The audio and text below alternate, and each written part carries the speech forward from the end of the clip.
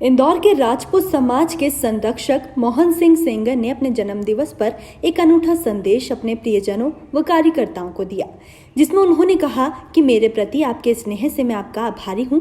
देखा जाता है कि हर वर्ष हजारों युवाओं की टोलियां मुझे बधाई देने उमड़ पड़ती है, मगर इस वर्ष कोरोना संकट के चलते आज जन्मदिवस पर बैनर, पोस्टर, सोशल मीडिया व अन्य खर्च करने के बजाय आप इस वर्ष अपने घरों में रहें व जितना हो सके फिजूल खर्च की बजाय जरूरतमंदों की मदद करें। वह कहीं भी किसी भी समस्या के दौर में मुझे याद करना कभी ना भूले। यह भी मेरे लिए आपका सच्चा स्नेह होगा। नमस्कार सर, टाइम न्यूज़ से मैं हूँ कृष्णकांत। सर, पता चला कि कल आपका जन्मदिवस है। हर साल आपका जन्मदिन जो है बड़े कार्यकर्ता जो है, क्षेत्रीय जो लोग हैं, बड़े उल्लास के साथ आप उन सबके साथ मिलकर मनाते हैं। सर, इस साल क्या प्रोग्राम है वैसे जन्मदिन कल का? सबसे पहले तो कृष्णकांत जी, आपके माध्यम से मैं सभी को प्रणाम करता हूँ और धन्यवाद देता हूँ मैं अपने उन सभी साथियों को जो एक लंबे समय से मेरे और मेरे परिवार के सुख दुख में सदैव सहभागी रहे हैं। और निश्चित ही जन्मदिवस के अवसर पर एक लंबे समय से काफ़ी बड़ी संख्या में कार्यकर्ता, स्नेहीजन, सहयोगीजन सभी लोग एकत्रित होते हैं। बड़ी धूमधाम से इसको एक उत्सव के रूप में सभी साथी मनाते आए हैं। मैं सौभाग्यशाली हूँ। लेकिन इस बार कोरोना वायरस के कारण पूरी दुनिया ग्रसित है और हमारा भारत भी इससे अछूता नहीं है।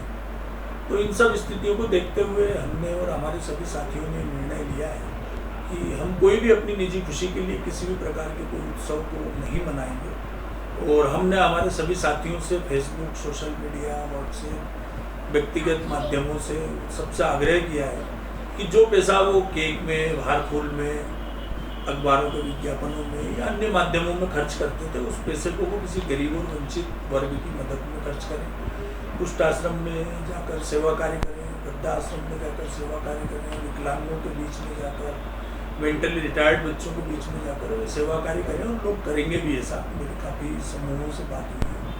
तो इसी भावना के साथ सभी को मैंने निवेदन किया है कि इस वर्ष की जो परिस्थितियाँ हमारे देश की हैं, हमारे शहर की परिस्थितियाँ जो हैं, हम बड़े बुरे हालातों में हैं। हमारा शहर, हमारे नागरिक, उनका स्वास्थ्य की समस्या, उनके रोजगार की समस्या और भी ऐसे कई कारण बने हुए हैं जो कहीं ना कहीं लोगों को प्रभावित किए हुए हैं। तो इन सब बातों के मद्देनज़र हमने सबसे करबद्ध प्रार्थना की है। और आपके माध्यम से भी मैं सभी से, शहरवासियों से प्रार्थना करना चाहता हूँ कि आने वाले 2-4-6 महीनों तक भी, जब तक हम कोरोना पर नियंत्रण ना पाएं, हमारी निजी खुशियों को हमें अपने स्वयं तक सीमित रखना चाहिए। और जो भी हमारे स्नेहीजन उस माध्यम पे खर्च करते हैं, उस खर्च को हमारे शहर में ज़रूरतमंदों की कोई कमी नहीं है, उन लोगों पर ही खर्च किया जाना चाहिए। ऐसा मेरा निजी विचार है। तो आपके माध्यम से मुझे अपनी बात काफ़ी लोगों तक पहुँचाने का मौका मिला। मैं कृष्णकांत जी, आपका और टाइम्स न्यूज़ का, दोनों का बहुत बहुत धन्यवाद प्रकट करता हूँ। धन्यवाद सर। एक बात और कि कोरोना के अंदर आपने काफ़ी मदद करी है। निजी खर्च से मुझे पता चला था कि आप लोगों ने सेवा कार्य पूरे कोरोना काल के अंदर किया है। सर, फिलहाल भी कहीं ऐसे परिवार होंगे जो ग्रसित होंगे, दुखी होंगे, तो सर उनके लिए हम क्या कहना चाहेंगे कि भाई अभी फिलहाल कोरोना को, लॉकडाउन का जो है जैसे तैसे करके हमने समय काटा है, अब उन लोगों को क्या सावधानी रखनी चाहिए, क्या संदेश देना चाहेंगे क्षेत्रीय जनता को कोरोना को लेकर? क्योंकि दिल्ली के हालात काफ़ी ख़राब है, बाकी भी कई राज्यों के हालात ख़राब हैं। तो इंदौर वासियों का इस माध्यम से क्या कहना चाहेंगे? निश्चित रूप से कोरोना काल के लॉकडाउन में हमारे शहर के लोगों ने बहुत संयम और धैर्य का परिचय दिया है और अपने आप को एक हद तक रोक के रखा है, शासन के दिशा निर्देशों का पालन किया है। लेकिन अब सरकार ने रोजगार और अन्य चीज़ों को देखते हुए लॉकडाउन को कम किया है, अनलॉक किया है। लेकिन कोरोना ने अनलॉक नहीं किया है। कोरोना आज भी बाहर घूम रहा है। हमको जो दिशा निर्देश, जो गाइडलाइन, जो एडवाइजरी जारी हो रही है, उनके अनुसार रहना चाहिए। आप सब लोग सेफ्टी से रहें, सुरक्षित रहें। रोजगार बिना भी जीवन नहीं चलता है। इस शहर की आवश्यकता है। गरीब और मध्यम वर्गीय व्यक्ति के सामने बहुत सारी समस्याएं होती हैं, जो सब समस्याएं सरकार हल नहीं कर सकती है। निजी रूप से भी लोगों ने काफ़ी मदद की। इस शहर के लोगों की आपने देखा होगा कि बाईपास से गुजरने वाले मजदूरों का जो वेलकम इंदौर ने किया है, हजारों लोगों की दुआएं इस शहर ने एकत्रित की हैं। और यही इस शहर की तासीर है। इस शहर को जो भी लोग जानते हैं वो जानते हैं कि यहाँ का व्यक्ति बहुत मददगार स्वभाव का होता है और अहिल्या माता की कृपा है हम लोगों पर कि उनके द्वारा ये सीख दी गई है इस शहर में कि आदमी है भूखा उठेगा लेकिन भूखा सोएगा नहीं।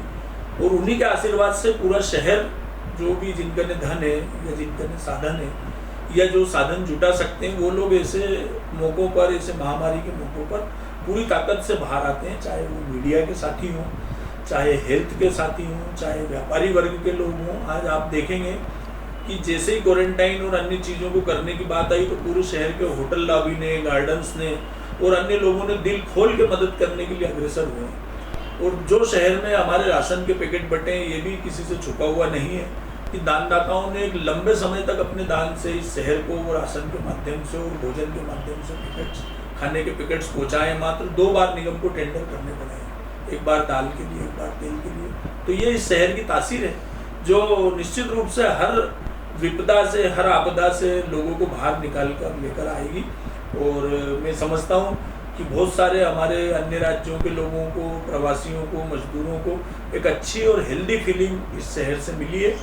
और आने वाले समय में भी कहीं और मजदूर, मेरा ऐसा मानना है, जाएं या ना जाएं, लेकिन इंदौर को कभी श्रमिकों के नाम पर किसी प्रकार की कमी महसूस नहीं होगी। इतनी अच्छी भावना लेकर श्रमिक लोग यहाँ से गए, ऐसा मेरा निजी रूप से मानना है। तो आज थे हमारे साथ विधानसभा क्षेत्र क्रमांक 2 इंदौर के लोकप्रिय नेता श्रीमान मोहन सेंगर जी।